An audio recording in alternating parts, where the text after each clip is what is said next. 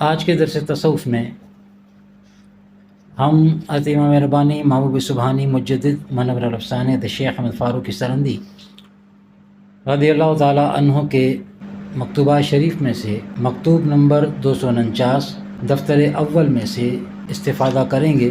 دعا ہے کہ پاک پروردگار عالم ہمیں حضرت صاحب کے اس مکتوب سے کما حق استفادہ کرنے کی توفیق اور ہمت عطا فرمائے۔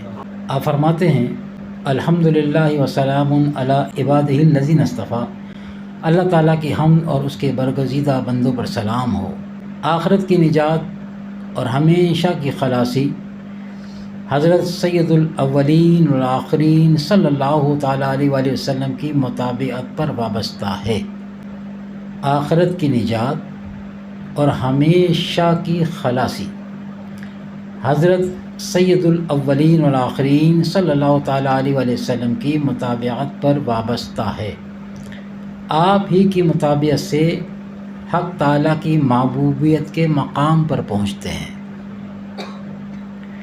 اور آپ ہی کی مطابعت سے تجلی ذات سے مشرف ہوتے ہیں، اور آپ ہی کی مطابعت سے مرتبہ ابدیت میں جو کمال کے مراتب سے اوپر اور مقام محبوبیت کے حاصل ہونے کے بعد ہے سرفراز فرماتے ہیں، اور آپ کے کامل تابع داروں کو بنی اسرائیل کے پیغمبروں کی طرح فرماتے ہیں، اور اولو العزم پیغمبر آپ کی مطابعت کی آرزو کرتے ہیں، اور اگر موسیٰ علیہ السلام آپ کے زمانے میں زندہ ہوتے تو آپ ہی کی تابع داری کرتے، اور عیسیٰ روح اللہ علیہ السلام کے نازل ہونے اور حضرت حبیب خدا صلی اللہ تعالیٰ علیہ وسلم کی مطابعت کرنے کا قصہ مشہور و معلوم ہے۔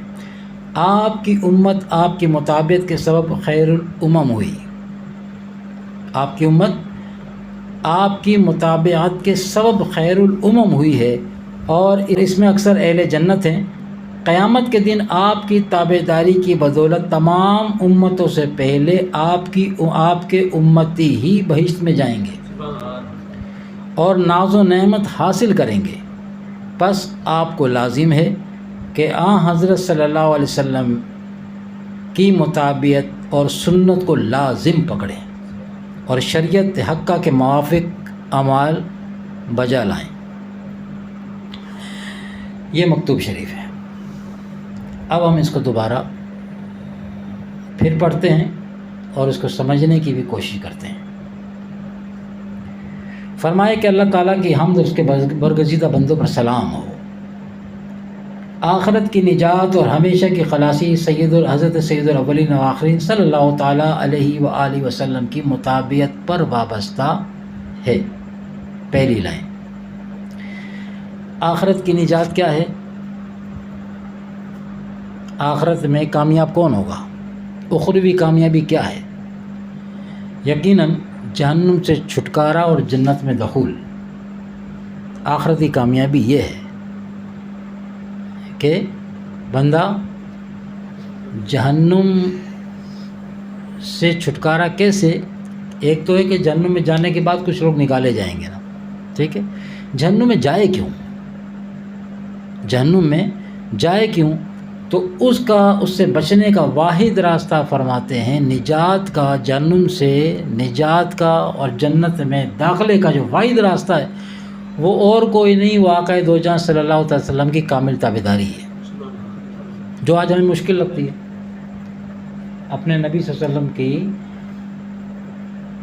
عادتوں کو اپنانا ہمیں، یہ تب مطابعت وہی ہے کہ حضور کی عادتیں تو اپنانی ہیں، جس کو آپ سنت کہتے ہیں۔ سنت معنی طریقہ ہوتا ہے۔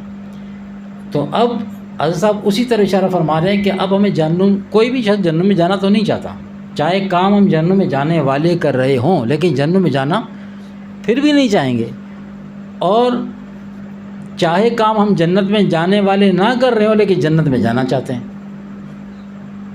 ٹھیک ہے نا؟ تو حضرت صاحب اس طرح اشارہ فرما رہے ہیں کہ اگر آخرت میں نجات کی جو اور ہمیشہ کی خلاصی، یعنی کہ پھر تھوڑی دیر کے لیے نہیں، فرمایا آخرت میں نجات یا جہنم سے ہمیشہ کے لیے جو خلاصی ہے وہ آقا دو جہاں صلی اللہ علیہ وسلم کی اتباع کرنے پر ہے، اور کوئی دوسرا راستہ نہیں ہے۔ یہ بات سمجھنے کی ہے، جو آج ہمیں مشکل لگ رہا ہے کل بروز قیامت یہ بہت آسان ہو کے نظر آئے گا. یہ تو ہم کر سکتے تھے کیونکہ ہم نے سے مشکل کام کیے. حضور کی اتباع کو چھوڑ کے ہم نے مشکل ترین کام کیے، جو نہیں کرنے پا رہے تھے ہم نے وہ بھی کر دیے. تو یہ تو آسان تھا، شیطان نے مشکل کر کے دکھا دیا ہمیں، نفس الشیطان نے. تو یہ پہلی لائن مکتوب شریف کی. آگے جو آپ ایک اور اشارہ، بڑا زبردست اشارہ فرما رہے ہیں. فرماتے ہیں کہ آقا دو جہاں صلی اللہ علیہ وسلم کی مطابقت یعنی آپ کی اتباع سے ہی اللہ تعالیٰ کی محبوبیت کے مقام تک پہنچتے ہیں. اب کسی بندے سے پوچھا جائے نا کہ آپ اللہ کے محبوب بننا چاہتے ہو، یہ محبوب، یہ اس کے آگے بندے کے لیے اور کوئی مقام نہیں ہے. مقام محبوبیت جو ہے نا، اس کے آگے اور کوئی مقام نہیں ہے. اور اس مقام کی بات فرما رہے ہیں کہ حضور علیہ الصلوۃ والسلام کی اتباع، اللہ تعالیٰ کی اتباع ہی سے اللہ تعالیٰ کی مقام محبوبیت، جو خدا اپنے بندوں کو اپنا محبوب بنا لیتا ہے، وہ صرف ایک راستہ ہے، وہ حضور کے قدموں سے نکل کے جاتا ہے، اور کوئی دوسرا راستہ نہیں ہے. اور یہ بات جو ہے قرآن شریف کے اندر موجود ہے. یحببکم اللہ فاتبعونی یحببکم اللہ. اللہ نے بھائی، تو بھائی صاحب نے اسی بات کا اشارہ دیا. اللہ کا محبوب کون بننا نہیں چاہتا؟ کسی سے ہی پوچھو نا. لیکن اس کے لیے کرنا کیا پڑے گا؟ فرماتا اللہ کے محبوب بننا چاہتے ہو؟ ہاں بننا چاہتے ہیں. تو پھر اللہ نے قرآن میں اشارہ دے دیا کہ تم میرے محبوب کی تابع داری کرو، تم میرے محبوب کی تابع داری کرو، میں تمہیں اپنا محبوب بنا لوں گا. اور محبوب جو ہوتا ہے نا، محبوب ہم اپنی بات کریں اپنے عام بندوں کے حوالے سے، تو محبوبیت کا جو مقام ہوتا ہے نا، ایک ہوتا ہے قریب، اور جو حبیب ہوتا ہے نا، جو محبوب ہوتا ہے یا حبیب کہہ دو، وہ صرف قریب نہیں ہوتا بلکہ وہ دل کے قریب ہوتا ہے. یعنی وہ سب سے قریب ہوتا ہے. جو محبوب ہوتا ہے وہ آپ کے سب سے قریب ہوتا ہے. اب اللہ تبارک و تعالیٰ اشارہ دے رہا ہے کہ اگر تم میرے نزدیک ہونا چاہتے ہو اور میرا قرب حاصل کرنا چاہتے ہو، تو پھر کرنا کیا؟ وہ جو میرا محبوب حقیقی ہے نا، وہ میرا جو ذاتی محبوب ہے، تم اس سے محبت کرو. اور محبت کب ہوگی؟ جب اتباع کرو گے. اور اتباع کب ہوگی؟ جب محبت ہوگی. دونوں لازم ہیں. بندہ کہ مجھے محبت ہے اور حضور کی پیروی، حضور کی عادتیں اپنانا یہ میرے بس میں نہیں ہے، یہ قول و فعل کا تضاد ہوگا. محبت بھی ہے، جبکہ فقیر اکثر آپ سے عرض کرتا ہے کہ یہ مشہور مقولہ ہے کہ محبت وہ جذبہ ہے جو مشکل ترین کام کو بھی آسان کر دیتا ہے. محبت وہ جذبہ ہے کہ مشکل، تاریخ بھری پڑی ہے ایسی باتوں سے، ابھی وقت نہیں ہے ان باتیں کرنے کا. عقل مندوں کے لیے اشارہ کافی ہے کہ محبت وہ جذبہ ہے کہ محبت مشکل سے مشکل کام کو بھی آسان کر دے. دنیا بھر کے لیے کام مشکل ہوگا، لیکن جس کے پاس وہ جذبہ محبت آ گیا نا، اس کے لیے وہ کام آسان ہو جائے گا. بھائی ایک موٹی سی بات ہے کہ اپنے جسم کو ڈھال بنا دینا. ڈھال کسے کہتے ہیں؟ جب سامنے سے اٹیکس ہوتے ہیں نا، اب یہ تو ڈھال تو اس دور کی بات کر رہے ہیں جب وہ تیر تلواروں سے جنگیں ہوا کرتی تھیں. تو کسی کو بچانے کے لیے ٹھیک آپ اس کے آگے آ کے کھڑے ہو جائیں.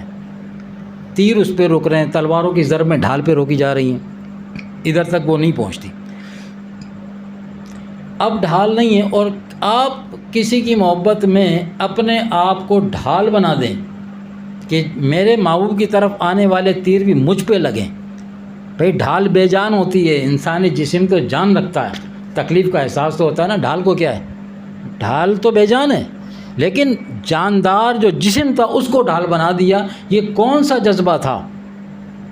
یہ کون سا؟ یہ جذبہ محبت ہی تو تھا جو صحابہ کرام کو حضور کے ساتھ تھا، کہ دیکھ رہے ہیں تیر آ رہا اور آ کے سامنے کھڑے ہو گئے. وہ کہیں بھی لگ سکتا ہے، لگے، آنکھیں نکل کے باہر آ گئیں،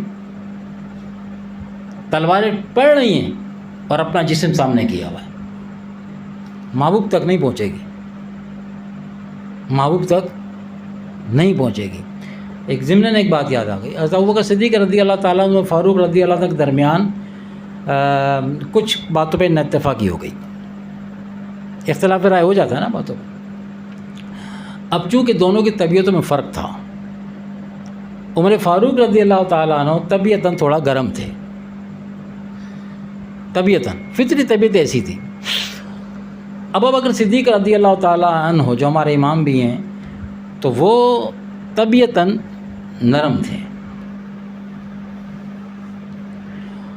جب دونوں میں اختلاف رائے ہوا تو عمر فاروق رضی اللہ تعالیٰ عنہ نے اپنی طبیعت کے پیش نظر کچھ سخت جملے پاس کر دیے۔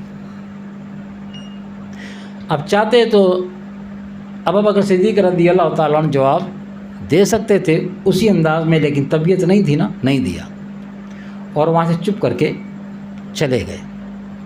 جب عمر فاروق رضی اللہ تعالیٰ دونوں تھے تو دونوں حضور کی صحبت یافتہ نا، اب جب اکیلے جب جا کے بیٹھے نا تو احساس ہوا کہ میں نے بول تو دیا لیکن میں نے اچھا نہیں کیا۔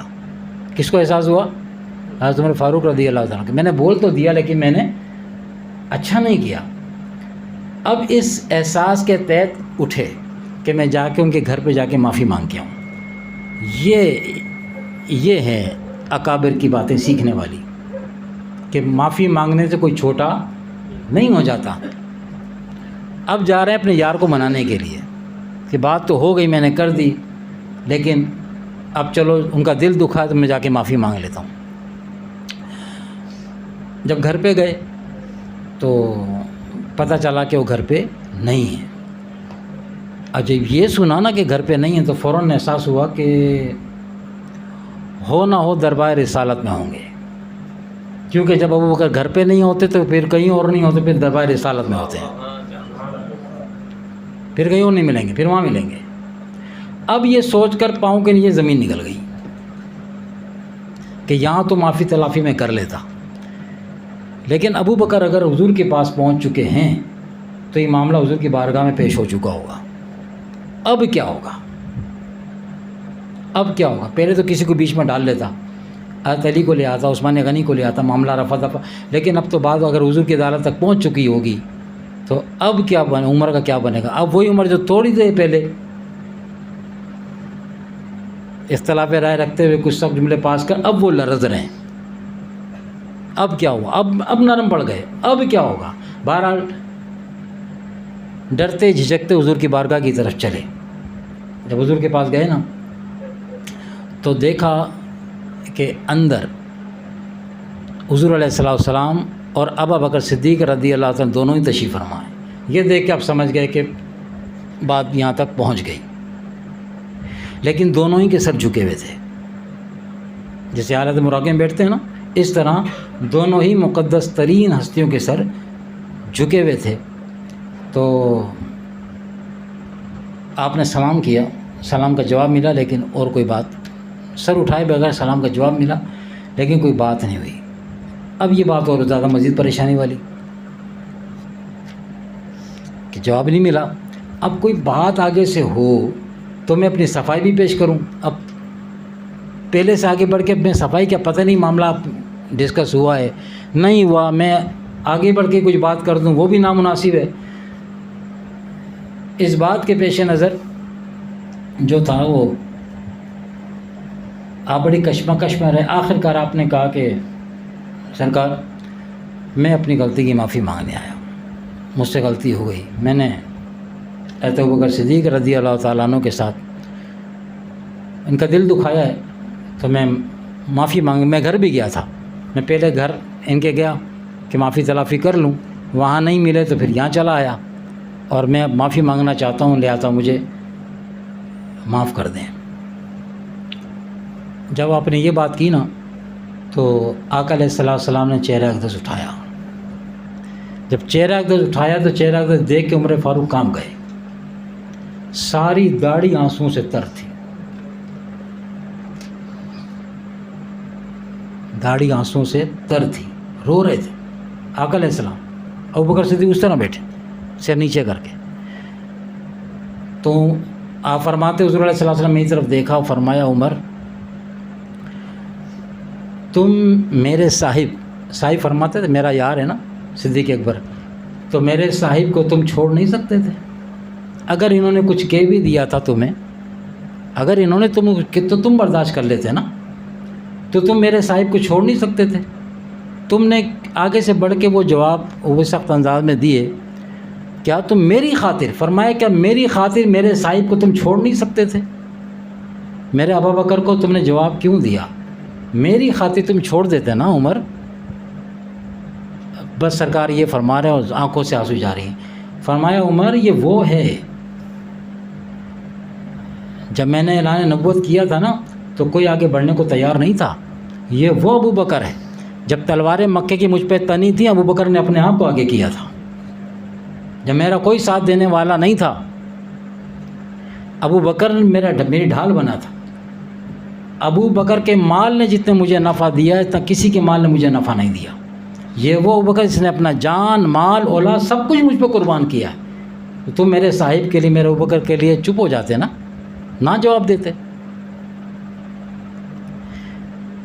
عمر فاروق رضی فرماتے ہیں کہ میں سمجھ گیا حضور کی اس بار بار بات کرنے سے فرمانے سے میں سمجھ گیا کہ حضور علیہ السلام کی خوشی، حضور علیہ السلام کی رضا ابو بکر صدیق رضی اللہ تعالیٰ کی خوشی میں ہے۔ ان کا دل نہیں دکھنا چاہیے، خلیفۃ الرسول کا دل، ان کے ساتھ جو حضور کا انس اور محبت ہے نا وہ اس قسم کا ہے کہ سرکار مجھے تبھی فرما رہے ہیں، تم چھوڑ دیتے نا، نہ برداشت کر جاتے، نہ جواب دیتے۔ آج لوگوں کو سوچنا چاہیے، جو خام خواہ کے لوگوں کی باتوں میں آ کے کسی صحابی رسول کے لیے، خاص کر سیدنا صدیق اکبر رضی اللہ تعالیٰ کے لیے الٹی سیدھی جملے پاس کرتے ہیں۔ یہ جملے پاس کرنا بہت آسان ہے، زبان تو ہل گئی، سلپ ہو گیا نا، لیکن یہ جب حضور نے عمر فاروق کو نہیں چھوڑا ابو بکر صدیق کے معاملے میں، اور ان کے چھوڑنے سے پہلے وہ جو عمر فاروق کو جس بات نے ہلا کے رکھ دیا وہ کیا تھا کہ وہ زار و قطار حضور کا رونا، داڑھی آنسوں سے تر تھی، کچھ ہاتھا پائی نہیں ہوئی تھی، صرف آپس کے چند کمنٹس پاس ہوئے تھے۔ یہ تک حضور کی دل اقدس کو برداشت نہیں ہوا کہ میرے ابو بکر کو کوئی اتنا بھی بولے۔ وہ تو ساتھ کے ساتھ ہی تھے آپس میں، دونوں جنتی ہیں۔ اس دور کے بندے کو تو پتہ نہیں نا کہ وہ 100% کوئی اپنے آپ کو جنتی کہہ ہی نہیں سکتا، تیرا جنتی ہونا ثابت بھی نہیں، اور تو کس کے منہ لگ رہا ہے جا کے، کس کے لیے بات کر رہے ہو؟